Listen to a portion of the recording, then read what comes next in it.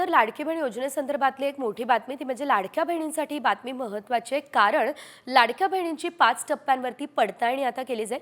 विधानसभा निवडणुकीपूर्वी 28 जूनच्या शासन निर्णयानुसार सुरू झालेल्या मुख्यमंत्री माझी लाडकी बहीण या योजनेची लाभार्थ्यांची आता निकषांनुसार पडताळणी सुरू झालेली। पहिल्या टप्प्यावर 4 चाकी वाहनधारक महिलांची तपासणी सुरू आहे।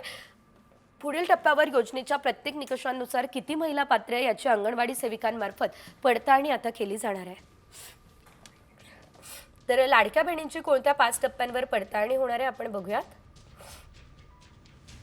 एका कुटुंबातील 2 पेक्षा अधिक लाभार्थी आहेत का हे देखील बघितलं जाणार आहे।